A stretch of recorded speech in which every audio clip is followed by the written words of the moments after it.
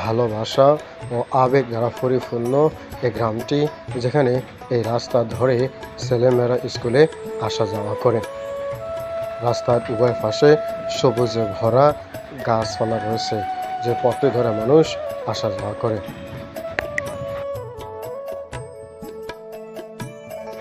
রাখাল, যিনি তার গবাদি পশুগুলোকে পানি খাওয়াচ্ছেন এবং গবাদি পশু রাখা যে ঘরটি রয়েছে সেই ঘরটি তিনি পরিষ্কার করেছেন।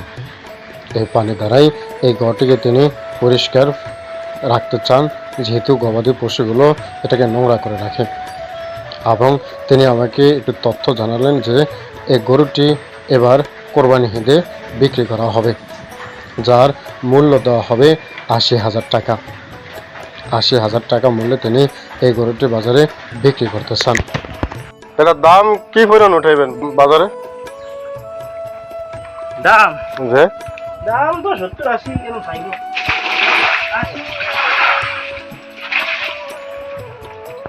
গরু এবং গরু থাকার বাসস্থানটি তিনি খুব সুন্দর করে যত্ন সহকারে রাখতেছেন, পরিষ্কার ও পরিচ্ছন্নতার মাধ্যমে। এই খড়গুলোই তিনি এই গরুকে খাওয়াচ্ছেন এবং তিনি আমাকে এই গরুর কাছে নিয়ে আসলেন। এই গরুটির মালিক হচ্ছে এ ভাই, তিনি এটিকে এবার বাজারে উঠাবেন। ১,৫০,০০০ এবার ইনশাল্লাহ রেট দিচ্ছেন না বাজারে? এরপরে যা বিক্রি হয় আর কি। তো গরুর নাম আসেনি, এটা কোনো নাম রাখছেন? কালু নামে রাখেন। রাখাল ভাই এই গরুটির নাম দিয়েছেন কালু। অপরদিকে সবুজে ভরা এই বাগানটি, যার ভিতরে রয়েছে সুপারি গাছ। এই বাগানের ভিতরেই বাস করেন অনেক মানুষ। এই পথ ধরেই মানুষ বাড়ি থেকে বের হয় এবং বাজারে আসা যাওয়া করে। গাছে কাঁঠাল ধরে আছে, অন্যদিকে মোরগগুলো হাঁটাচলা করতেছে। গৃহিণী, তিনি আমাকে জানালেন এবছর আমাদের সয়াবিন ভালো হয়নি, সয়াবিনের দামও আমরা পরিপূর্ণভাবে পাইনি, কিন্তু তিনি এই সয়াবিন থেকে অপ্রয়োজনীয় সয়াবিনগুলো বাছাই করতেছেন এই কুলার মাধ্যমে। কি অপরূপ মায়া ঘেরা আমার এক বাংলা, মন ছুঁয়ে যায় বাংলার এই দৃশ্য দেখে। এবারের মানুষগুলো বাড়ির পিছে থাকা এই পুকুরেই সবুজের সমারোহ এ বাংলার প্রতিটি গ্রাম দেখলেই যেন মন জুড়িয়ে যায়।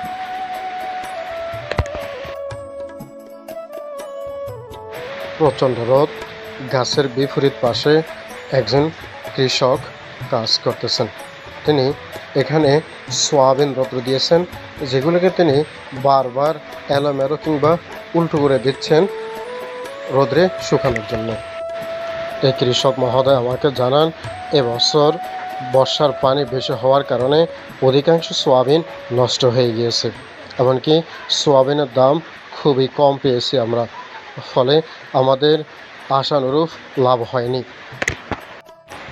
তিনি বলেন এই সয়াবিনগুলো আগামী বছর রোপণ করব। এগুলো বীজ হিসেবে রেখে দিয়েছি, তাই এগুলোকে এখন রোদে ভালো করে শুকাতে হবে। আমরা কৃষক, আমাদেরকে এভাবেই কাজ করে খেতে হবে। বিপরীত ক্রমে নষ্ট হয়ে যাওয়া একটি গাছকে যখন কৃষক আবার এটাকে মজবুত করেছেন, এর পিছনে শ্রম দিয়েছেন, এটি আবার মেরুদণ্ডকে শক্ত হয়ে দাঁড়িয়েছে এবং অপরূপে রূপায়িত হওয়া ফুল ও ফল বেরিয়েছে। জীবনে বাধা বিপত্তি আসবে, ব্যর্থতা আসবে, আর এই ব্যর্থতা থেকে শিক্ষা গ্রহণ করে মেরুদণ্ডকে সোজা করে দাঁড়াতে হবে, তাহলেই সফলতা আমাকে হাত ছানি দিয়ে আমার কাছে আসবে। সূর্যের প্রখর তাপ, সোনালি সূর্যের এই আলোতে সবুজে ভরা এই জমিকে অপরূপভাবে তুলে ধরেছে।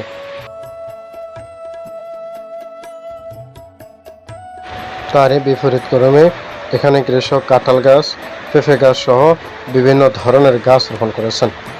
ফলে এখানে পেঁপে গাছে পেঁপে দেখা যায় এবং প্রতিটি পেঁপেই অনেক সুন্দরভাবে ধরে রয়েছে। এটি মহান আল্লাহ তাআলার এক অপরূপ কুদরতের মাধ্যমে সৃষ্টি করা সবুজের সমারোহ এই মাঠে। অন্যদিকে কৃষক বিভিন্ন ধরনের সবজি সহ ফলের গাছ রোপণ করেছেন। কি চমৎকার দৃশ্য, আহা! কত সুন্দর এই দৃশ্য হৃদয়কে ছুঁয়ে যায়। আল্লাহ তাআলা খুব নিখুঁতভাবে এ পৃথিবীকে সাজিয়েছেন। প্রচণ্ড এই রোদের মধ্যে কৃষক মহোদয় কাজ করছেন।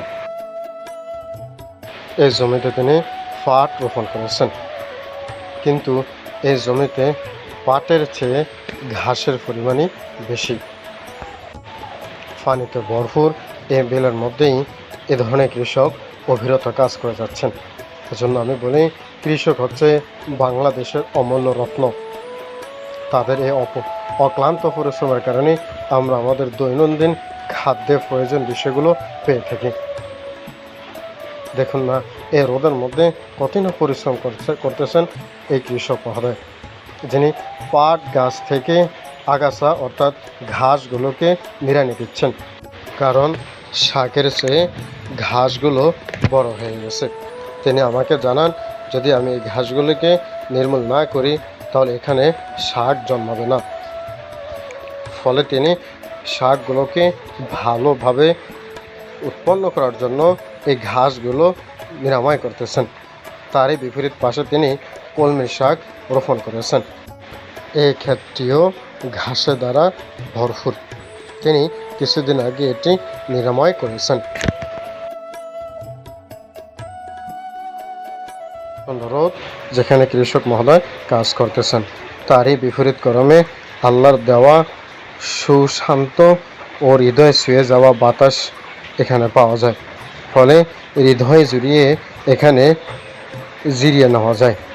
কারণ এখানে রয়েছে অক্সিজেনে ভরপুর মন ছুঁয়ে যাওয়া বাতাস।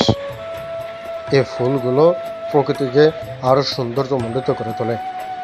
এই ফুল থেকেই এ ফলের তৈরি হয়, যাকে আমরা বলি চিচিঙ্গা। এটি কৃষানি এখানে রোপণ করেছেন। অপরদিকে এই চিচিঙ্গাটি নষ্ট হয়ে গিয়েছে, এটা আর খাবার উপযুক্ত নয়। বনফুল যেগুলো প্রকৃতিকে আরও অসামান্য করে তোলে।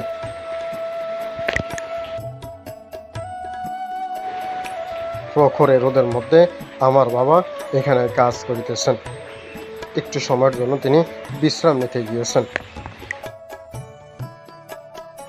খুবই ছোট গাছ, যেখানে জামরুল ধরে রয়েছে।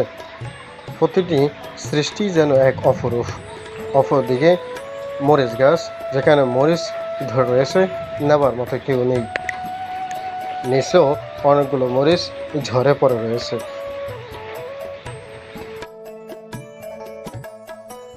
সৌন্দর্যের এত অপরূপ সৃষ্টি যা আমার দ্বারা ব্যাখ্যা করা কষ্টসাধ্য হয়ে যাচ্ছে।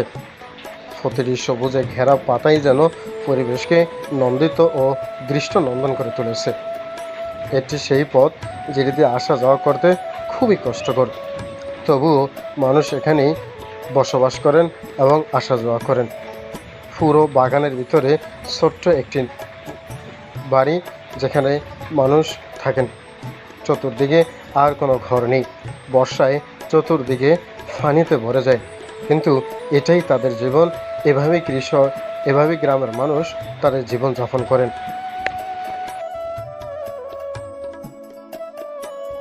নষ্ট হয়ে যাওয়ার ভয়ে গৃহিণীরা চালের গুঁড়ো উঠানে দিয়েছেন শুকিয়ে নেওয়ার জন্য। এসব বিষয়ে খুব জ্ঞান রাখেন গ্রামের মানুষরা। বাড়ির এই পথ ধরে বাচ্চারা স্কুল আসা যাওয়া করে। এই বাচ্চা আমার ভিডিও দেখে কেটে দিয়েছিল। প্রায় 45টি ঘর নিয়ে এ বাড়ির পরিবেশ। সকলেই মিলেমিশে থাকেন এ বাড়ির ভিতরে। কোনো কোনো শব্দে এভাবেই পানি জমি থেকে পতিত হয় মেঘনা নদীর ভিতরে। বিশাল আয়তনে এই মেঘনা নদী থেকে যখন জোয়ার আসে, তখন পুরো জমিগুলো এই পানি দ্বারা পরিপূর্ণ হয়ে যায়।